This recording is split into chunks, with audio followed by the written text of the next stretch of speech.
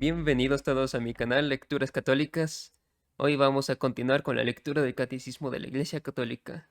La vez pasada estuvimos viendo sobre estos atributos de la Iglesia que se enumeran en el credo. Y vamos a continuar con esa sección de la Iglesia, ¿no? Hoy vamos a ver un poco sobre la estructura de la Iglesia, ¿no?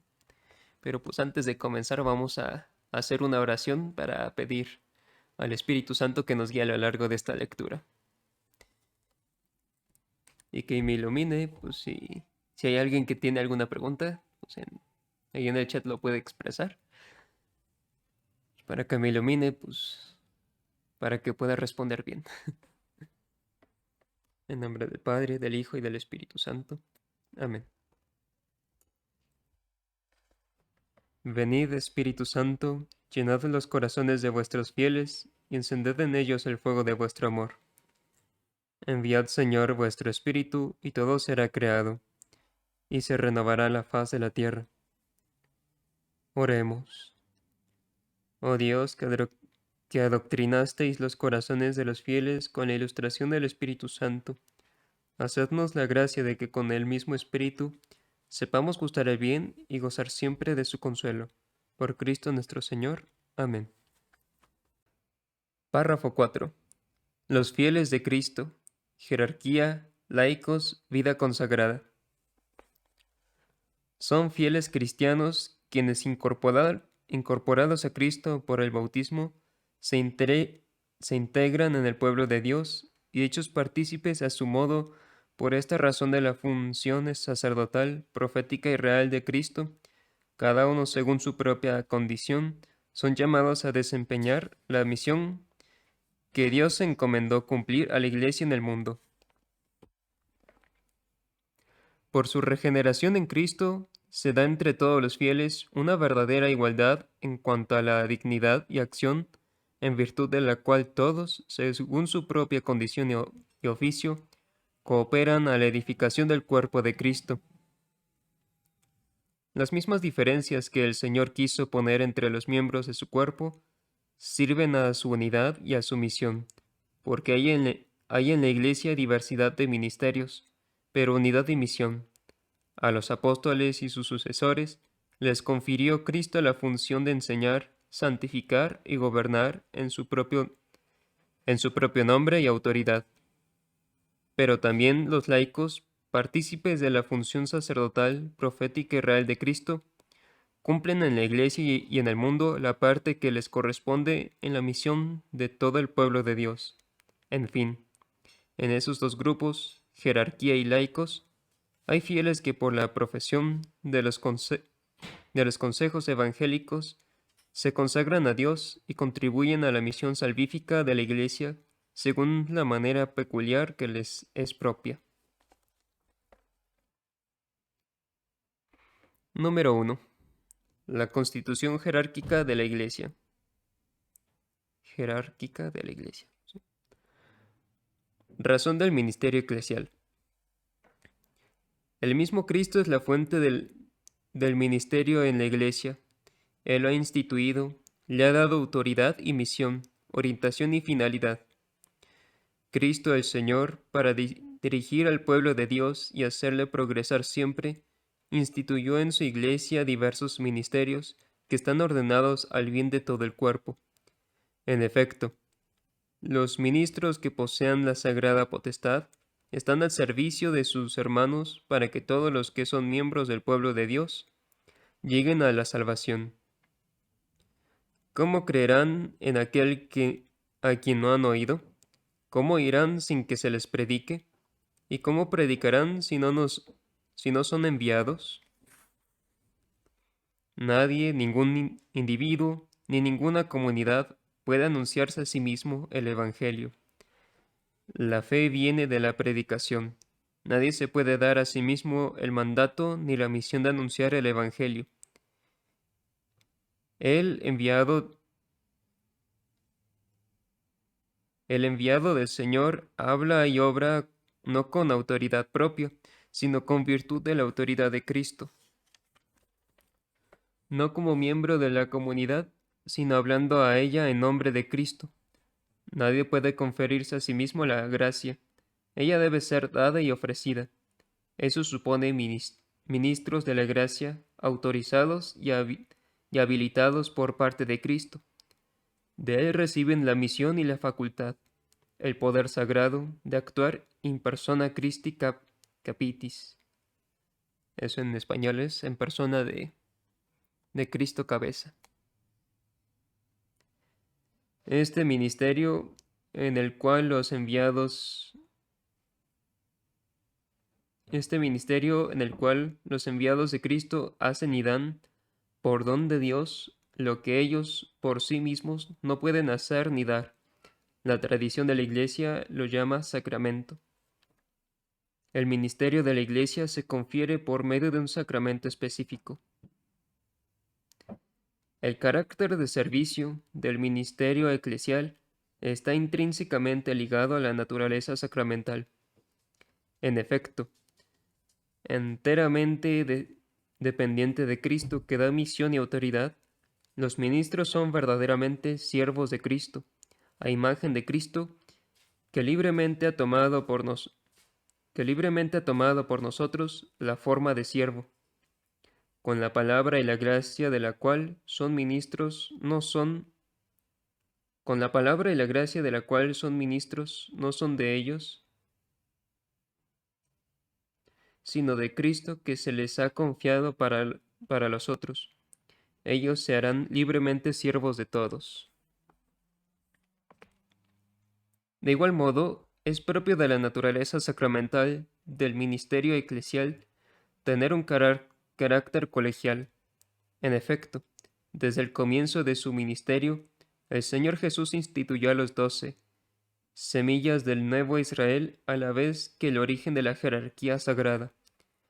Elegidos juntos también fueron enviados juntos, y su unidad fraterna estará al servicio de la comunión fraterna de todos los fieles.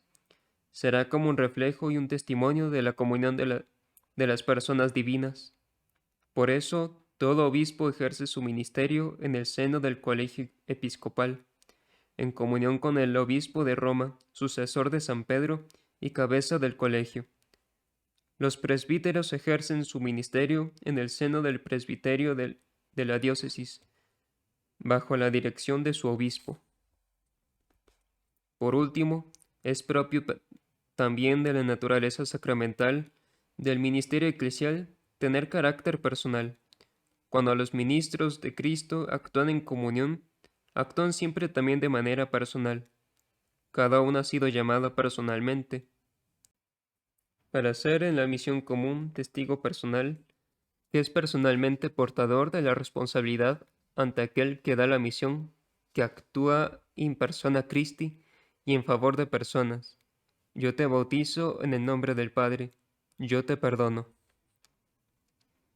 El ministerio sacramental en la Iglesia es pues un servicio colegial y personal a la vez, ejercido en nombre de Cristo.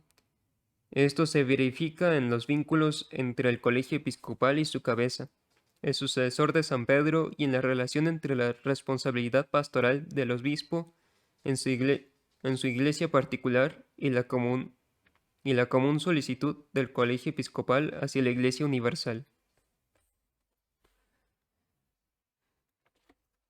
Bueno, pues aquí vemos cómo estamos viendo pues estos principios, ¿no? De cómo se constituye la jerarquía eclesiástica, ¿no? O sea, en este caso vamos a estar hablando de los que son los diáconos, sacerdotes y obispos, ¿no? Y vemos que los obispos pues tienen como misión esta, pues esto que es el anunciar el evangelio, ¿no? Que se ejerce bajo la santificación, el gobierno y la enseñanza, ¿no? Entonces es así como pues es así como se van estructurando, ¿no? Pues tenemos al obispo que es el principal de la diócesis, tiene que estar ligado al papa y a los demás obispos, ¿no? pero pues principalmente al Papa, que es la cabeza de todos los obispos, ¿no? Y entonces vemos que pues ligado al obispo están los presbíteros, que son los sacerdotes, los curas. Entonces todos ellos pues tienen que colaborar para cumplir la misión de la iglesia, pues la misión que les fue encomendada. El colegio episcopal y su cabeza, el Papa. Cristo, al instituir a los 12, formó una especie de colegio o grupo estable y eligiendo de entre ellos a Pedro, lo puso al frente de él. Así como por disposición del Señor, San Pedro y los demás apóstoles forman un único colegio apostólico. Por análogas razones, están unidos entre sí. Están unidos entre sí el romano pontífice, sucesor de Pedro, y los obispos, sucesores de los apóstoles. El Señor hizo de Simón, al que dio el nombre de Pedro, y solamente de él, la piedra de su iglesia. Le entregó las llaves de ella. Lo instituyó pastor de todo el rebaño. Consta que también el colegio de los apóstoles, unido a su cabeza, recibió la función de atar y de desatar dada a Pedro. Este oficio pastoral de Pedro y de los demás apóstoles pertenece a los cimientos de la Iglesia. Se continúa por los obispos bajo el primado del Papa. El sumo pontífice, obispo de Roma y sucesor de San Pedro,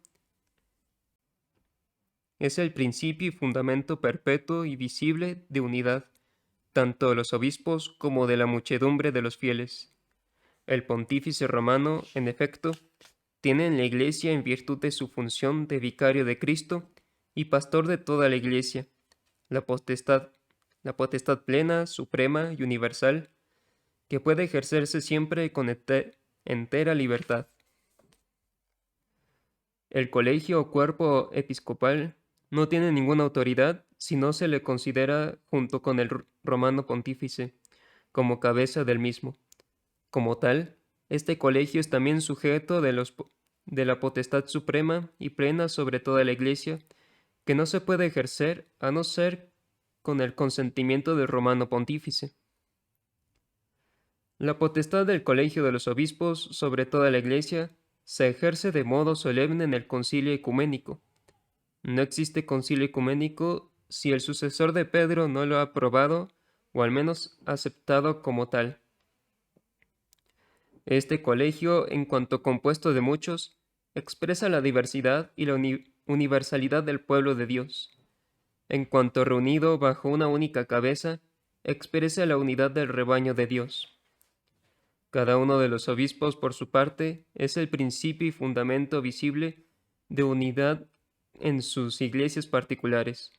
Como tales, ejercen su gobierno pastoral sobre la porción del pueblo de Dios, que le ha sido confiada, asistidos por los presbíteros y los diáconos, pero como miembros del colegio episcopal, cada uno de ellos participa de la solicitud por todas las iglesias, que ejercen primeramente, dirigiendo bien su propia iglesia como porción de la iglesia universal.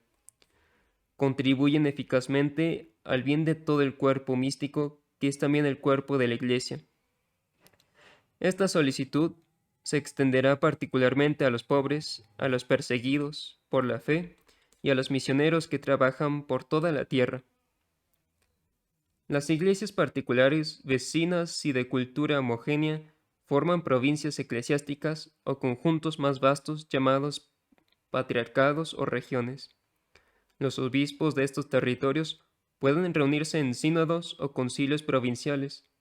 De igual manera, hoy día las conferencias episcopales pueden prestar una ayuda múltiple y fecunda para que el afecto colegial se traduzca concretamente en la práctica.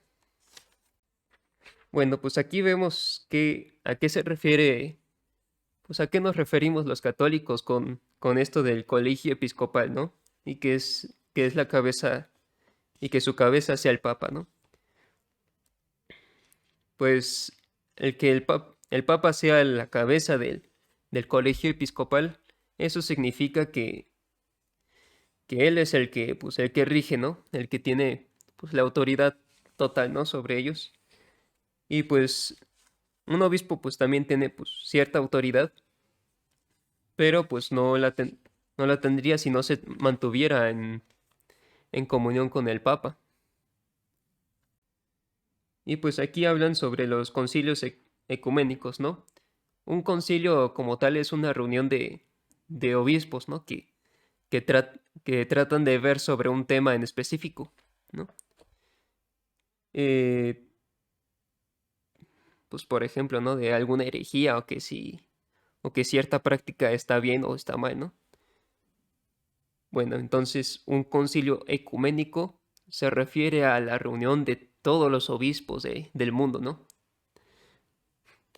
En, y pues en medida menor, pues serían lo que se dijo aquí, ¿no? Concilios provinciales o regionales, ¿no? Que pues los obispos de cierta región, pues se reúnen para tratar ciertos asuntos, ¿no? La misión de enseñar. Los obispos con los presbíteros, sus colaboradores, tienen como primer deber el anunciar a todos el Evangelio de Dios, según la orden del Señor. Son los heraldos del Evangelio que llevan nuevos discípulos a Cristo. Son también los maestros auténticos por estar dotados de la autoridad de Cristo. Para mantener a la Iglesia en la pureza de la fe transmitida por los apóstoles, Cristo, que es la verdad, quiso conferir a su Iglesia una participación en su propia infalibilidad. Por medio del sentido sobrenatural de la fe, el pueblo de Dios se une indefectiblemente a la fe, bajo la guía del magisterio vivo de la Iglesia. La misión del magisterio está ligada al carácter definitivo de la alianza instaurada por Dios en Cristo con su pueblo. Debe protegerlo de las desviaciones y de los fallos, y garantizarle la posibilidad objetiva de profesar sin error la fe auténtica. El oficio pastoral del magisterio está dirigido así a velar para que el pueblo de Dios permanezca en la verdad que libera para cumplir este servicio. Cristo ha dotado a los pastores con el carisma de infabilidad en la materia de fe y de costumbres. El ejercicio de este carisma puede revestir varias modalidades. Para los que no entiendan pues, a qué se refiere con esto de magisterio, se refiere a esta potestad que tiene la jerarquía, pues la jerarquía eclesial de interpretar el depósito de fe, ¿no? O sea, lo que serían las sagradas escrituras y la sagrada tradición, que si no mal recuerdo lo vimos casi al principio de la lectura, ¿no? Del catecismo. ¿Qué es esto de la tradición? ¿Qué es esto de la tradición? ¿Qué es esto de las sagradas escrituras? Y cuáles sí, cuáles no, ¿no? Entonces vemos que este magisterio, pues Dios le concede este ser, esto de ser infalible, para que pues para que tengamos esta certeza de que pues profesamos nuestra fe sin error. Y pues, y aquí pues habla un poco de los límites de esta infabilidad, ¿no? Habla de, el magisterio es infalible en lo que es en materia de fe, o sea, qué es lo que creemos, quién es Cristo, que es Dios, es hombre, o qué es la Trinidad y que anda con la Virgen María y esas cosas, ¿no? Y de costumbres, ¿no? O sea, la forma en que las formas en que se comportan los cristianos, ¿no? Los cristianos católicos, obviamente, ¿no? O sea, en este caso que alguien me preguntó de los cristianos evangélicos, pues ellos, pues no se someten a esta autoridad, ¿no? Entonces, pues ellos no tienen esta infabilidad de interpretación, ¿no? Del depósito de fe. Por lo tanto, ellos no, ey, pues un evangélico de un lugar pues puede decir una cosa de Cristo, mientras que los de la otra esquina pues pueden decir otra cosa diferente, ¿no? O sea, entonces ellos no tienen esta, pues esta bendición de Dios, ¿no? O sea,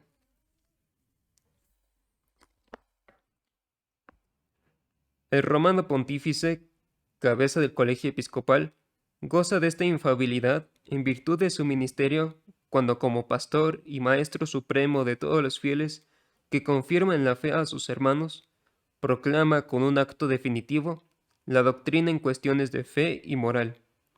La infalibilidad prometida a la Iglesia reside también en el cuerpo episcopal, cuando ejerce el magisterio supremo con el sucesor de Pedro, sobre todo en un concilio ecuménico, cuando la Iglesia propone por medio de su magisterio supremo que algo se debe aceptar como revelado por Dios para ser creído y como enseñanza de Cristo, hay que aceptar sus definiciones como con la obediencia de la fe. Esta infalibilidad abarca todo el depósito de la revelación divina. Y aquí tenemos, ¿no? Lo que es lo que llamamos aquí el dogma de la infalibilidad papal, ¿no? Y pues a esto es lo que se refiere, ¿no? Que el Papa es infalible en cuestiones de fe y moral, o sea, las cosas que Dios nos ha revelado que están bien y están mal, pues eso es lo que puede decir el Papa. Pues esto es, ¿no? Esto es o no es, ¿no? O en cuestión de fe, ¿no? Que doctrinas como la Inmaculada Concepción o la transubstanciación en la Eucaristía, pues esas cuestiones de fe, pues es lo que tiene infalibilidad del Papa, ¿no? Obviamente, pues si un Papa dijo ya que la Virgen María pues siempre fue virgen, pues los demás pues ya no tienen otra, ¿no? O sea, pues de decir pues no era virgen, pues no, por algo es infalible, ¿no? Lo que se puede hacer pues en estos dogmas de fe, pues como ya se dijo pues casi al principio, ¿no? De estos directos, de que pues la fe evoluciona en el sentido de que se profundiza más, no en el sentido de que pues cambia eh, en otras formas. A ver.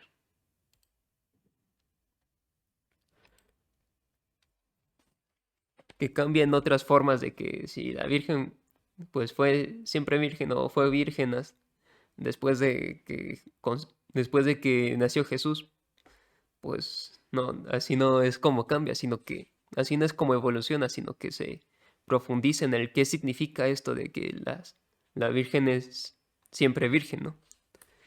Y pues por qué tiene que ser siempre virgen o por qué lo quiso así Dios y pues esas cosas, ¿no? Pues igualmente, ¿no? Las enseñanzas que da el sumo pontífice, y, ay, no, no en cualquier momento, o sea, aquí dice, cuando como pastor y maestro supremo de todos los fieles, que confirma la fe a sus hermanos, proclama por un acto definitivo la doctrina en cuestiones de fe y moral. O sea, no siempre que habla el Papa, pues, de fe y moral, pues va a estar exento de errores, ¿no? O sea, es como lo que nosotros decimos entre los católicos, habla ex cátedra, ¿no? O sea, de una forma, de cierta forma más solemne que en otras ocasiones, ¿no? Cuando habla con cierta solemnidad de estos,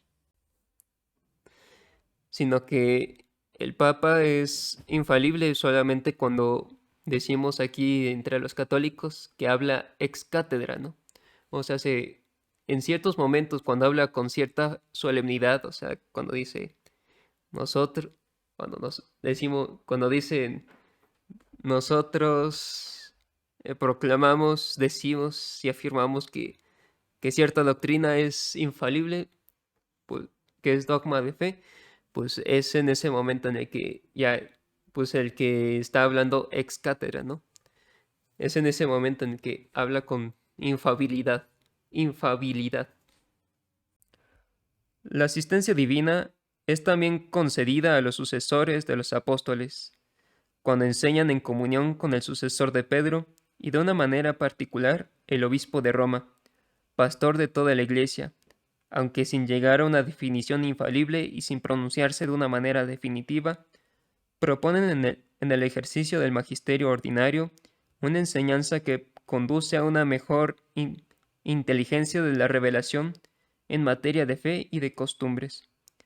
A esta enseñanza ordinaria, los fieles deben adherirse con espíritu de obediencia religiosa, que aunque distinto del asentimiento de la fe, es una prolongación de él.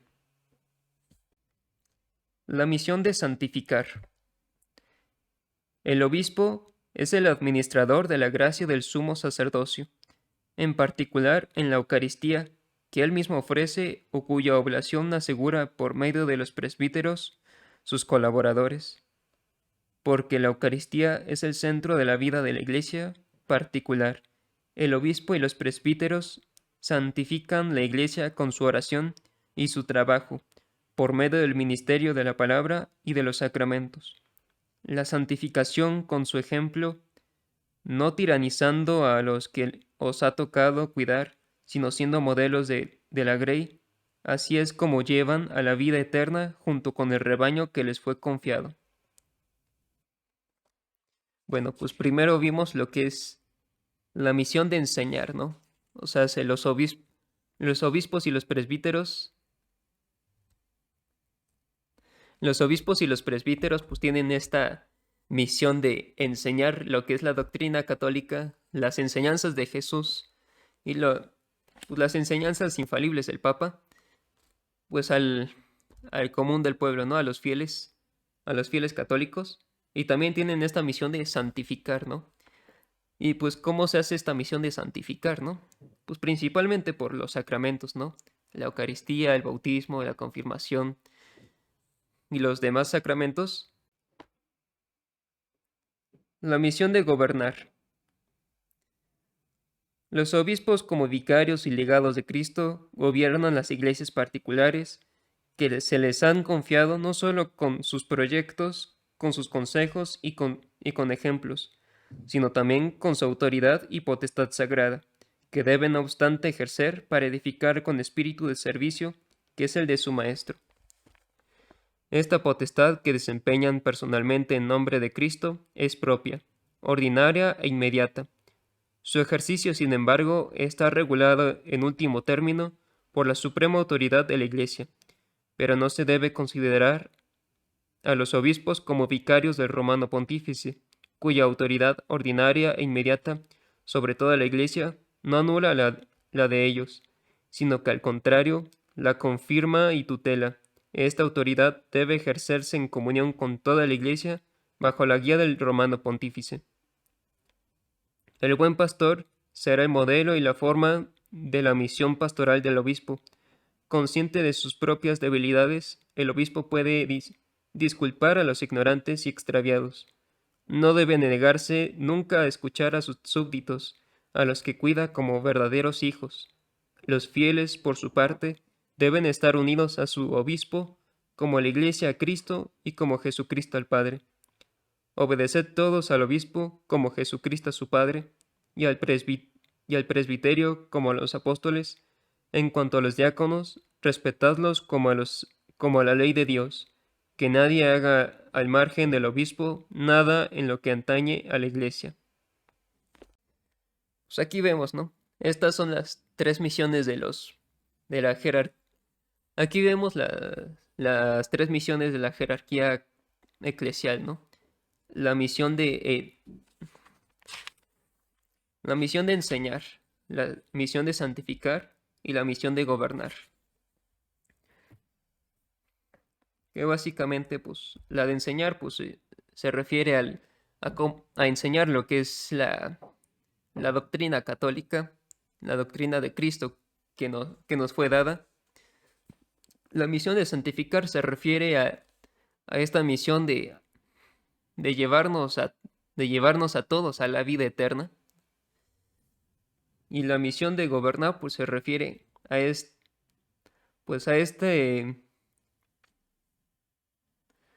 poder que tienen los obispos, ¿no? Sobre sobre sus pastores, digo, sobre sus ovejas, ¿no? O sea, sobre los fieles a los que tienen encomendado. Y ahora que hemos visto, pues, lo que es la jerarquía eclesial, pues vamos a ver el número 2, los fieles cristianos laicos. Por laicos se entiende aquí a todos los cristianos, excepto los miembros del orden sagrado y del estado religioso reconocido en la Iglesia. Son pues los cristianos que están incorporados a Cristo por el bautismo, que forman el pueblo de Dios y que participan a su manera de las funciones de Cristo, sacerdote, profeta y rey.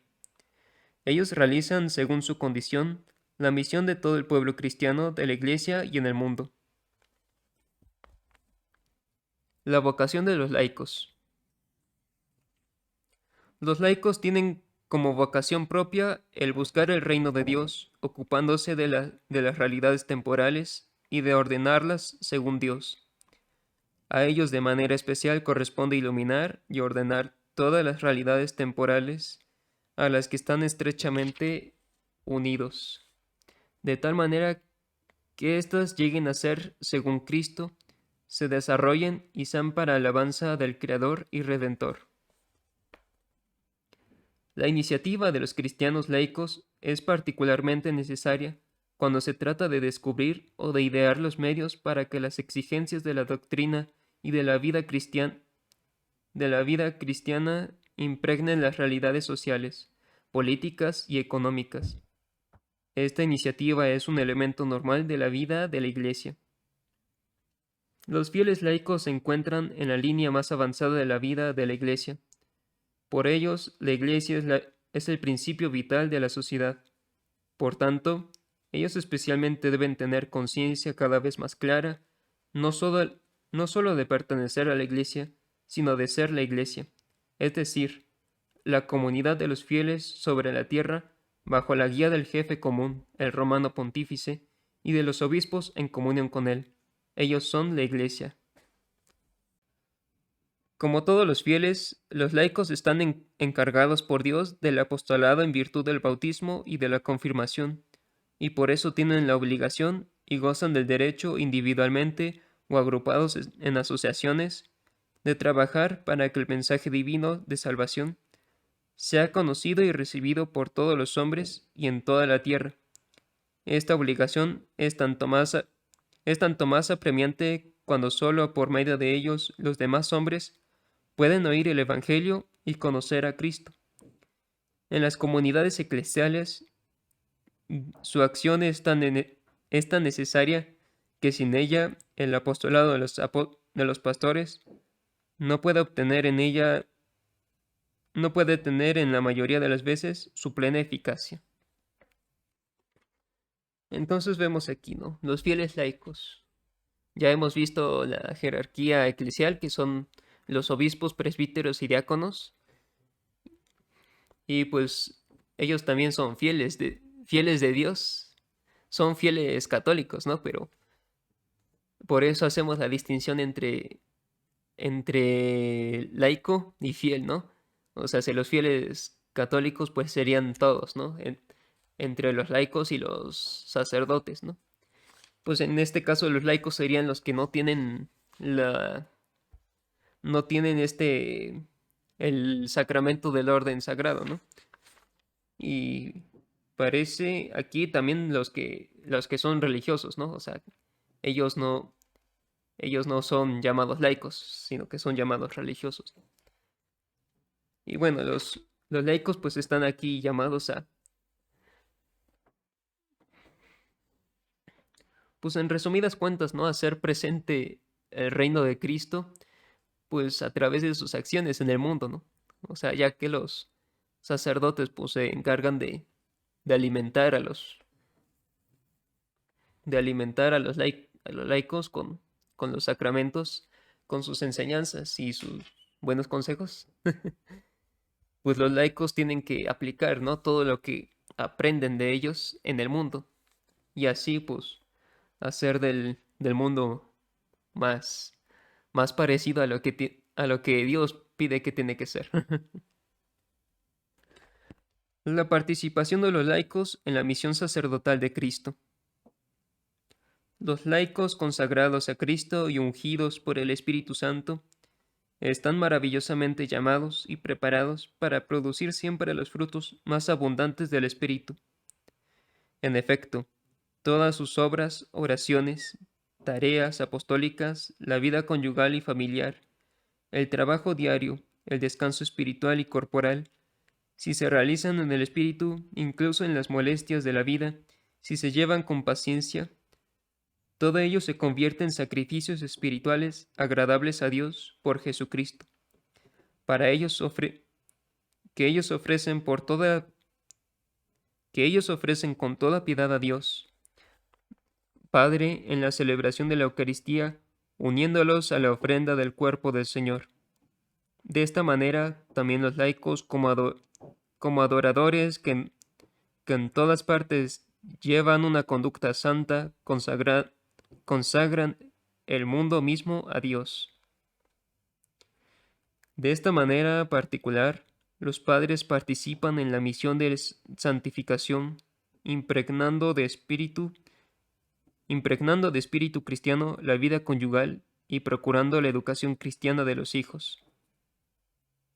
Los laicos, si tienen las cualidades requeridas, pueden ser admitidos de manera estable a los ministerios de lectores y de acólito, donde le aconseje la necesidad de la Iglesia y no hay ministros, pueden también los laicos, aunque no sean lectores ni acólitos, suplirles en algunas de sus funciones, es decir, ejercitar el ministerio de la palabra, presidir las oraciones litúrgicas, administrar el bautismo y dar la Sagrada Comunión, según las prescripciones de derecho. Su participación en la misión profética de Cristo. Cristo realiza su función profética no solo a través de la jerarquía, sino también por medio de los laicos. Él los hace sus testigos y les da el sentido de la fe y la gracia de la palabra. Enseñar a alguien de traer a la fe es tarea de todo predicador e incluso de todo creyente. Los laicos cumplen también su misión profética evangelizando en el anuncio de Cristo comunicado con el testimonio de la vida y de la palabra. En los laicos, esta evangelización adquiere una nota específica y una eficacia particular por el hecho de que se realiza en las condiciones generales de nuestro mundo. Este apostolado no consiste solo en el testimonio de vida. El verdadero apostolado busca ocasiones para anunciar a Cristo con su palabra, tanto a los no creyentes como a los fieles.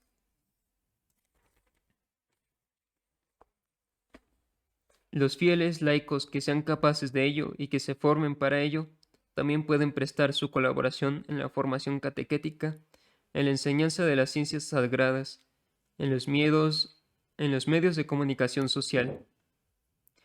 Tienen el derecho y a veces incluso el deber, en razón de su propio conocimiento, competencia y prestigio, de manifestar a los pastores sagrados su opinión sobre aquello que pertenece al bien de la Iglesia y de manifestar a los demás fieles, salvando siempre la integridad de la fe y de las costumbres, y la reverencia hacia los pastores, habida cuenta de la utilidad común de la dignidad de las personas. Su participación en la misión regia de Cristo. Por su obediencia hacia la muerte, Cristo ha comunicado a sus discípulos el don de la libertad regia, para que vencieran en sí mismos con la propia renuncia y una vida santa el reino del pecado. El que somete su propio cuerpo y domina su alma, sin dejarse llevar por las pasiones, es dueño de sí mismo. Se puede llamar rey porque es capaz de gobernar su propia persona. Es libre e independiente y no se deja cautivar por una esclavitud culpable. Los laicos, además, juntando también sus fuerzas, han de sanear las estructuras y las condiciones del mundo, de tal forma que si algunas de sus costumbres incitan al pecado, todas ellas sean conforme con las normas de la justicia y favorezcan en vez de impedir la práctica de las virtudes. Obrando así, impregnarán de valores morales toda la cultura y las realizaciones humanas. Los seglares también pueden sentirse llamados o ser llamados a colaborar con sus pastores en el servicio de la comunidad eclesial, para el crecimiento y la vida de ésta, ejerciendo ministerios muy diversos según la gracia y los carismas que el Señor quiera concederles.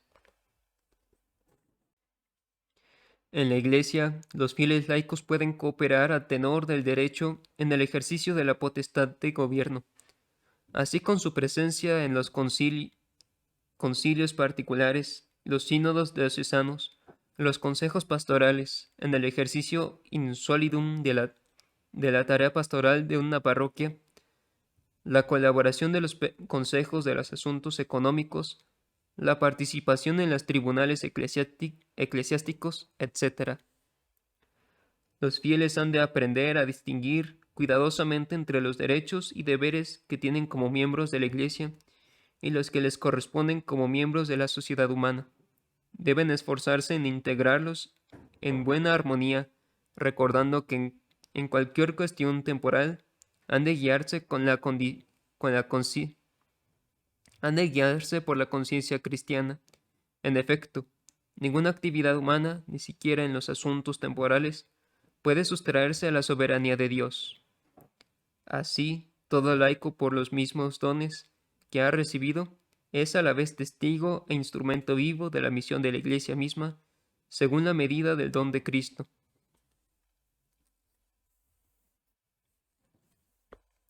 Y aquí vemos, ¿no?,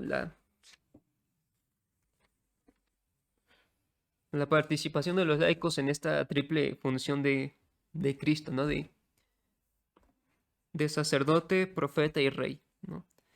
Siendo, pues, sacerdotes gracias al bautismo, al sacramento del bautismo, los fieles laicos pueden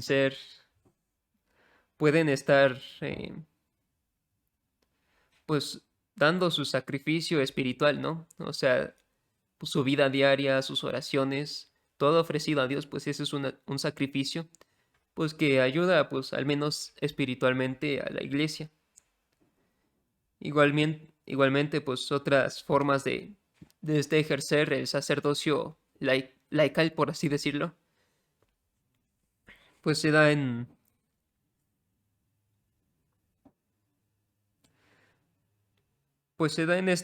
estas funciones más específicas que son los ministerios de electorado y acolitado, ¿no? Que sus funciones, pues dentro de la Iglesia, pues serían leer las Sagradas Escrituras en la Santa Misa, leer las lecturas en la Santa Misa en el caso del lector, y de ayudar en la Santa Misa, pues con los dones y con los vasos sagrados, pues en el caso del acólito, ¿no? Aunque pues las funciones de estos ministerios no se reducen únicamente a eso, ¿no? Obviamente, ¿no? Por ejemplo, pues con los lectores tienen esta misión, ¿no?, de ayudar en el catecismo.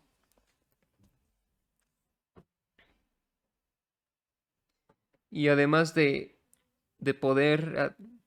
además de que ejerciendo, pues, el sacerdocio, pues, bautismal, este sacerdocio de los laicos, pues uno puede,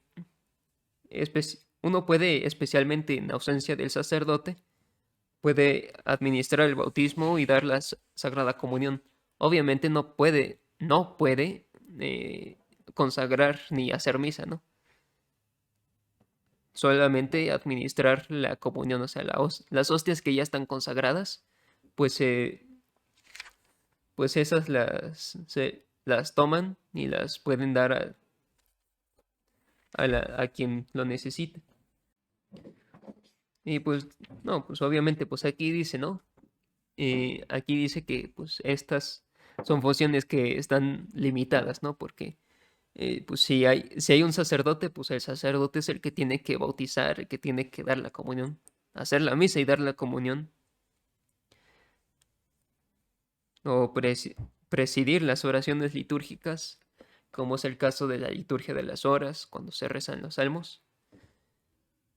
Pues eso lo tiene que hacer el sacerdote, si está, obviamente. Hay comunidades católicas en las que no hay sacerdote, pues entonces ahí tiene que encargarse un laico. Y pues finalmente, pues la participación en la misión regia de Cristo, pues aquí ponen que el que es rey de sí mismo, pues es el que puede llamarse rey, ¿no? Pues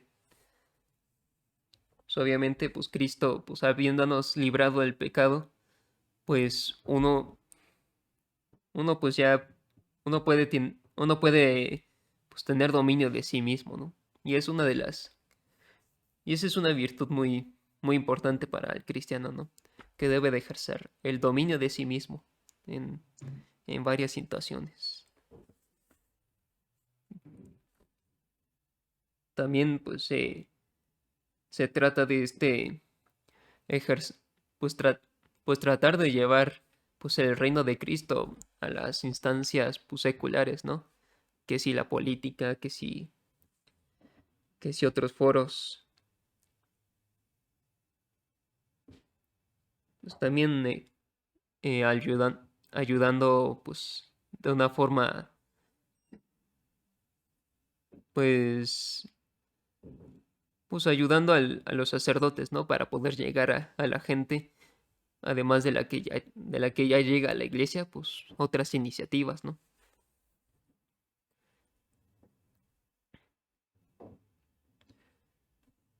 Y bueno, viendo pues primero la jerarquía eclesial, son los obispos, presbíteros y diáconos. La el segundo pues están los laicos, que son el común de lo que sería el común del pueblo, ¿no? O sea, los que no tienen el orden sagrado, pues son los laicos, ¿no? Y ahora vamos a ver la vida consagrada. Número 3. La vida consagrada. El estado de vida que consiste en la profesión de los consejos evangélicos, aunque no pertenezca a la estructura jerárquica de la Iglesia, pertenece sin embargo indiscutiblemente a su vida y a su santidad. Consejos evangélicos, vida consagrada. Los consejos evangélicos están propuestos en su multiplicidad a todos los discípulos de Cristo. La perfección de la caridad a la cual son llamados todos los fieles implica para quienes asumen libremente el llamamiento a la vida consagrada la obligación de practicar la castidad en el celibato por el reino, la pobreza y la obediencia. La profesión de estos consejos es un estado de vida estable reconocido por la Iglesia. Es lo es lo que caracteriza la vida consagrada a Dios. El estado de vida consagrada aparece por consiguiente como una de las maneras de vivir una consagración más íntima, que tiene su raíz en el bautismo y se dedica totalmente a Dios. En la vida consagrada, los fieles de Cristo se proponen bajo la moción del Espíritu Santo a seguir más de cerca a Cristo, entregarse a Dios, amado por encima de todo, y persiguiendo la perfección de la caridad en el servicio del reino, significar y anunciar en la Iglesia la gloria del mundo futuro. Básicamente, ¿no? Que esta gente consagrada que son llamados religiosos, aunque no son parte de la jerarquía de obispos, presbíteros y laicos, pues son parte de la vida de la iglesia, ¿no? Eh,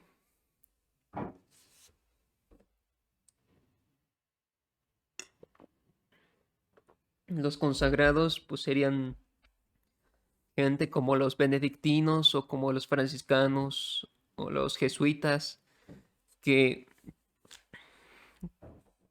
que hacen estas promesas, ¿no? Estas promesas de seguir los consejos evangélicos. Los consejos evangélicos son estos tres, ¿no? Que son el castidad, pobreza y obediencia.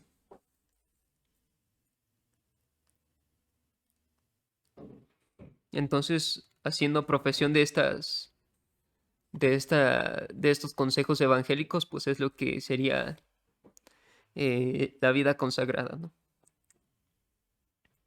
Y obviamente tanto el conseguirla, el tener, ay, el poder ser ordenado sacerdote o bien el ser consagrado, pues son decisiones libres. O sea, ahí pues no se les oculta nada de pues cuáles son las obligaciones que tienen a lo que tienen que renunciar.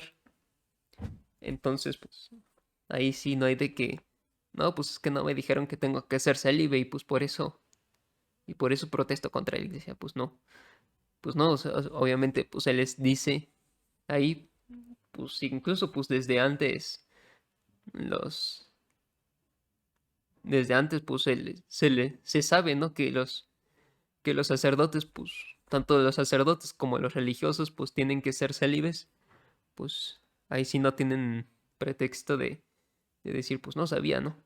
Entonces, pues ese es uno de los compromisos que tienen que tomar, ¿no? Para ser sacerdotes o religiosos.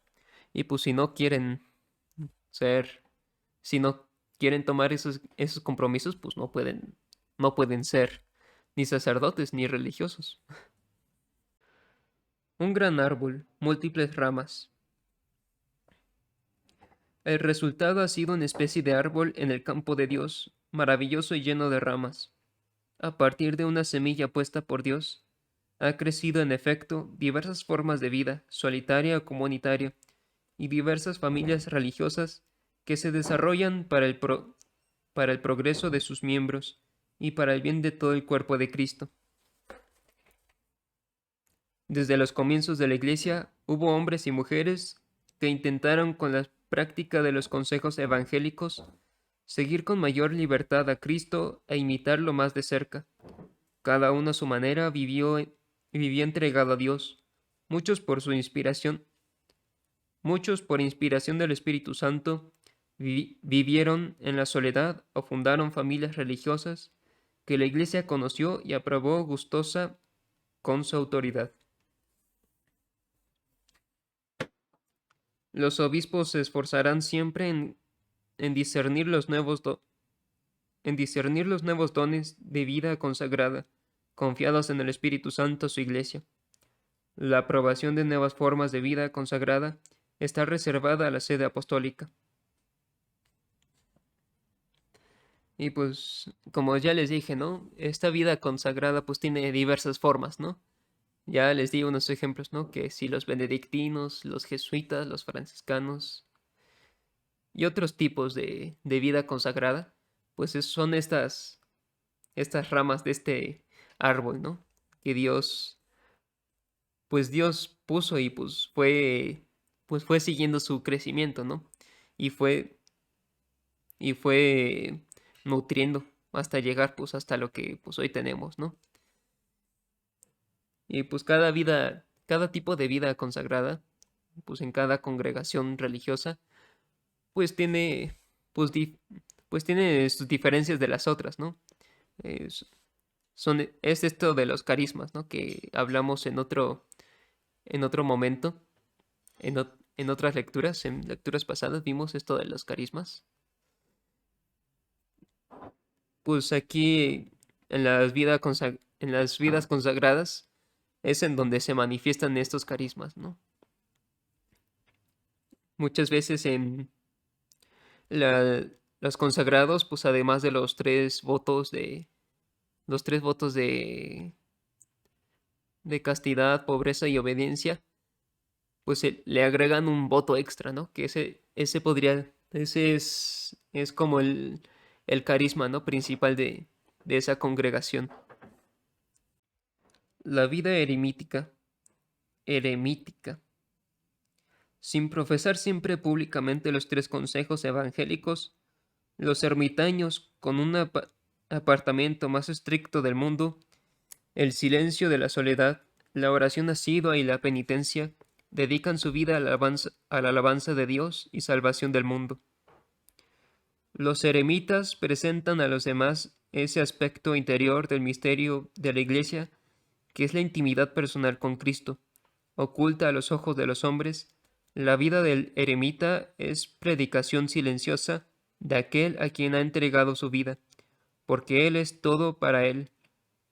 En este caso se trata de un llamamiento particular a encontrar en el desierto, en el combate espiritual, la gloria del crucificado. Es una de esas ramas de este árbol de la vida consagrada, pues es la vida eremítica, ¿no? O sea, los llamados ermitaños, ¿no? Ellos, pues esta vida eremítica, pues son los que se apartan, pues de una forma mucho más estricta incluso que los monjes, se apartan del mundo, ¿no? Y pues ellos pues buscan la intimidad con Dios, buscan ser más cercanos de Cristo, buscan una oración pues más asidua, más constante, ¿no? Y pues una vida de penitencia, ¿no? Para expiar tanto sus pecados personales como los pecados del mundo entero. Las vírgenes y las viudas consagradas.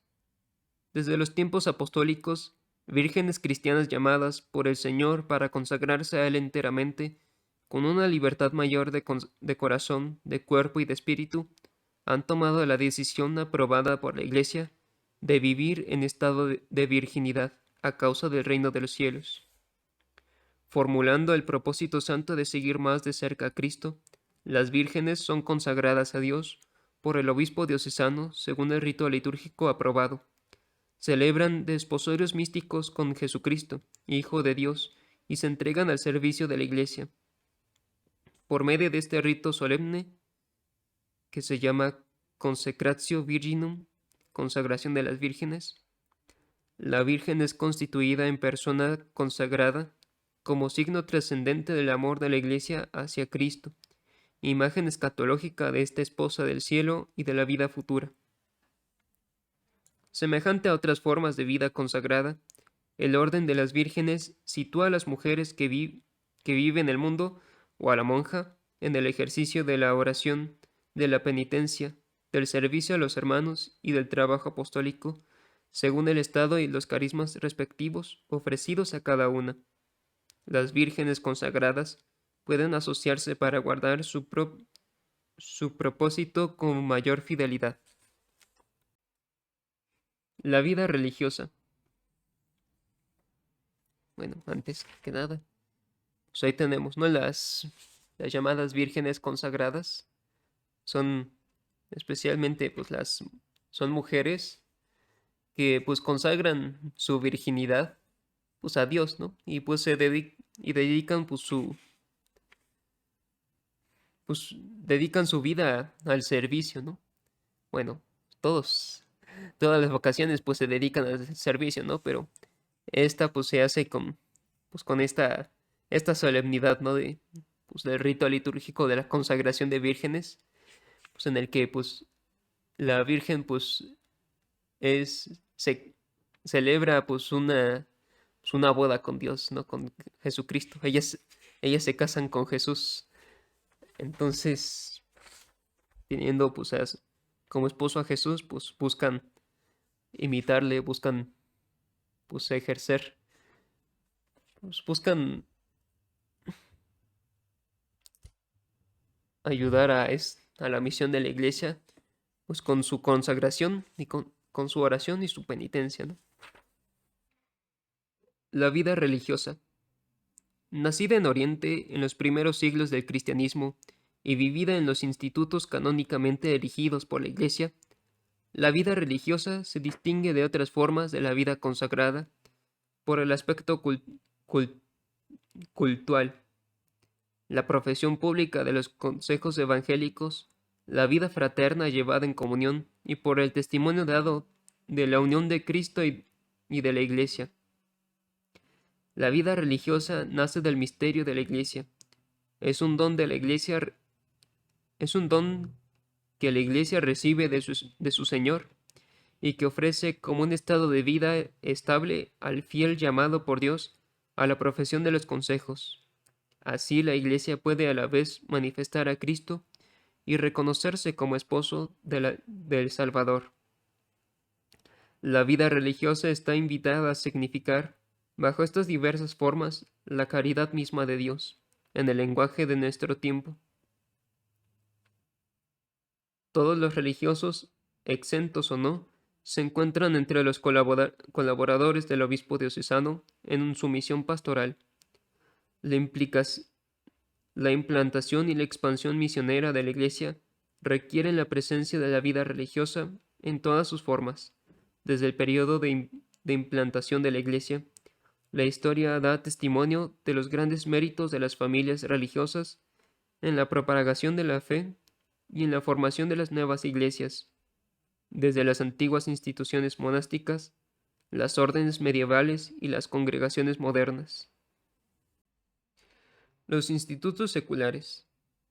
Un instituto secular es un instituto de vida consagrada en el cual los fieles, viviendo en el mundo, aspiran a la perfección de la caridad y se dedican a procurar la santificación del mundo, sobre todo desde dentro de él.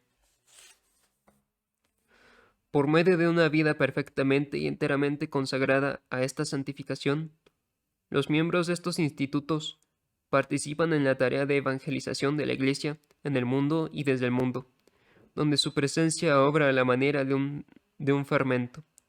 Su testimonio de vida cristiana mira a ordenar según Dios las realidades temporales y a penetrar el mundo con la fuerza del Evangelio.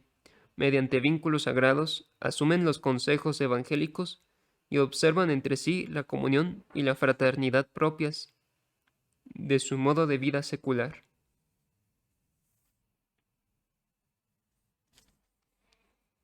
Bueno, pues tenemos la vida religiosa, que son, o sea, esta gente que profesa los tres consejos evangélicos y pues siguen un carisma específico, ¿no? Y viven en comunidad.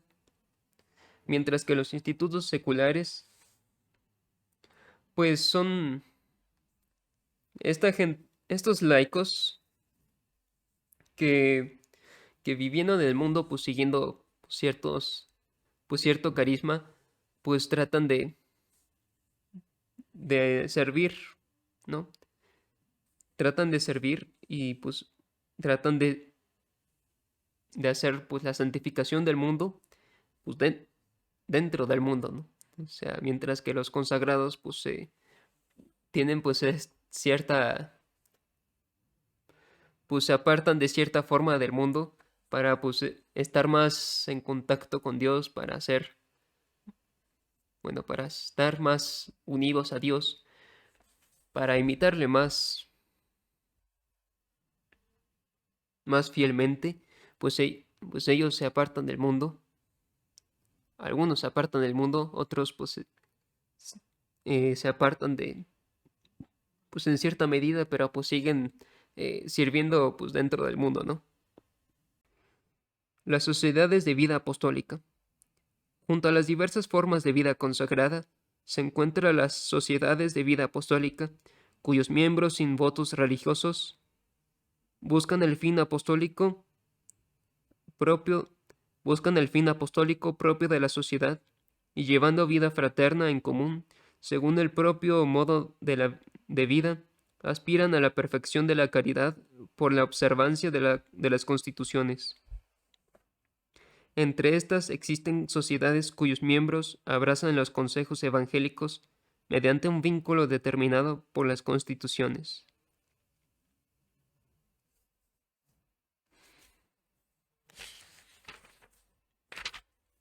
Consagración y misión.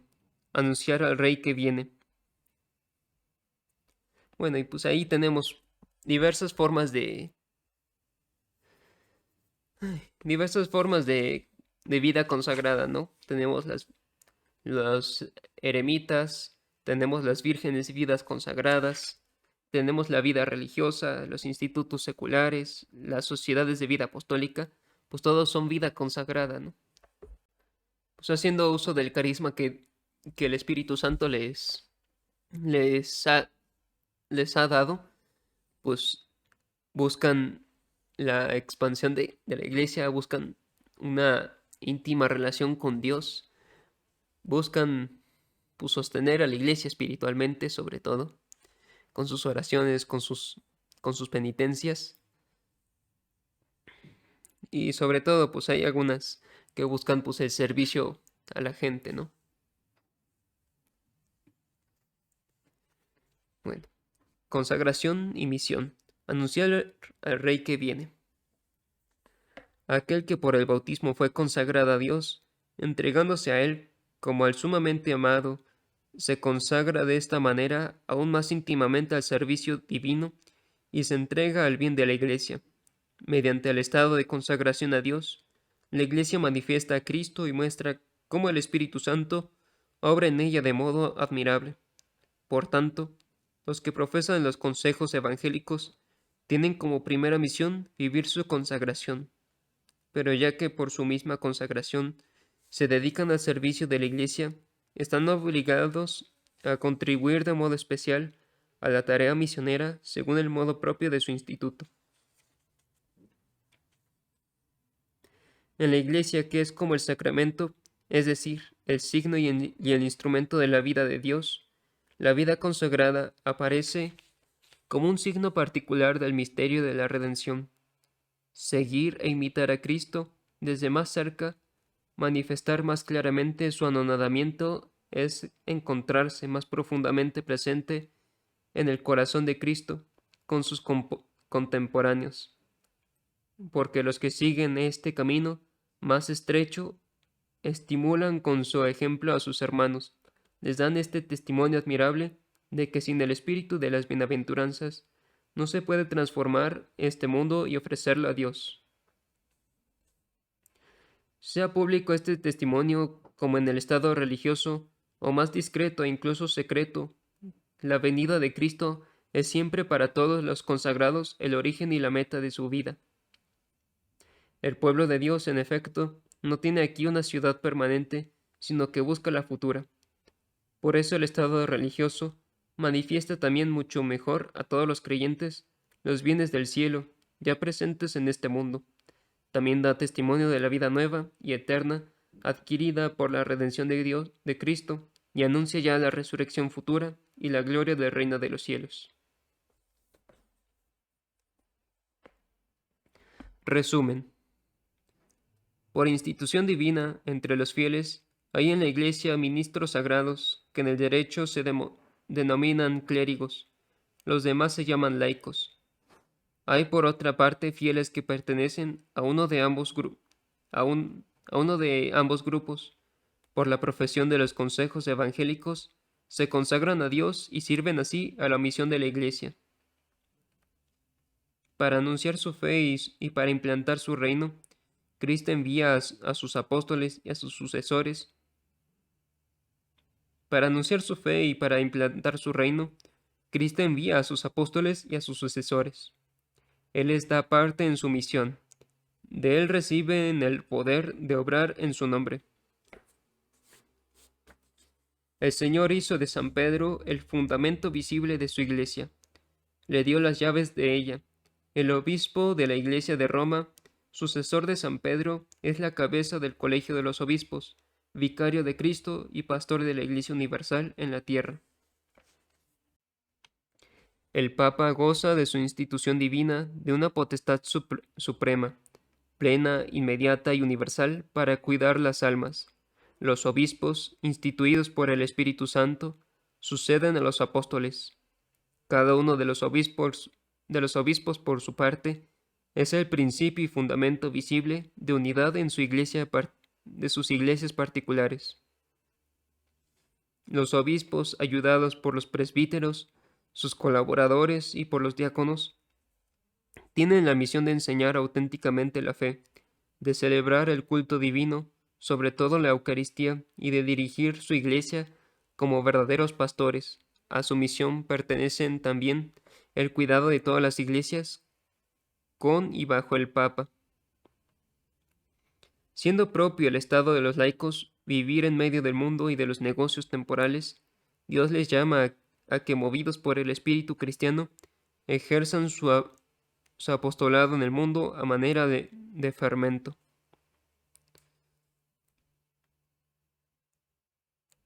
Los laicos participan en el sacerdocio de Cristo, cada vez más unidos a Él, despliegan la gracia del bautismo y la de la confirmación a través de todas las dimensiones de la vida, personal, familiar, social y eclesial, y realizan así el llamamiento a la santidad dirigido a todos los bautizados.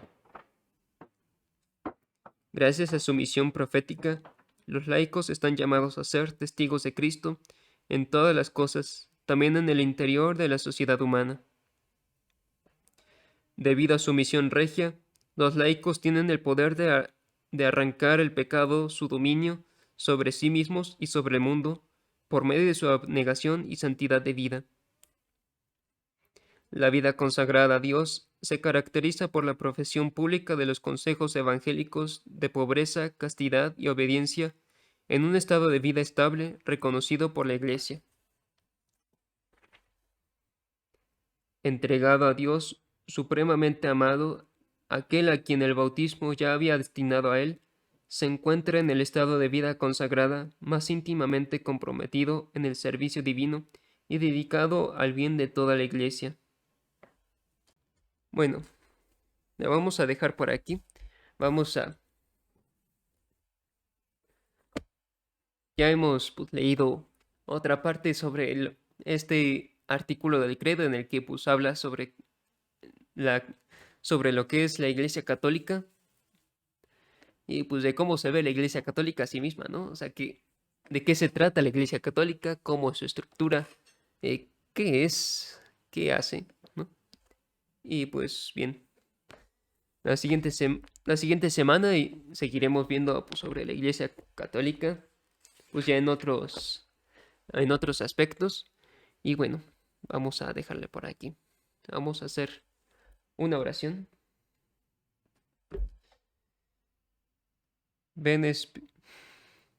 Padre nuestro que estás en el cielo, santificado sea tu nombre.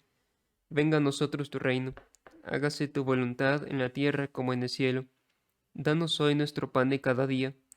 Perdona nuestras ofensas, como también nosotros perdonamos a los que nos ofenden. No nos dejes caer en la tentación, y líbranos del mal.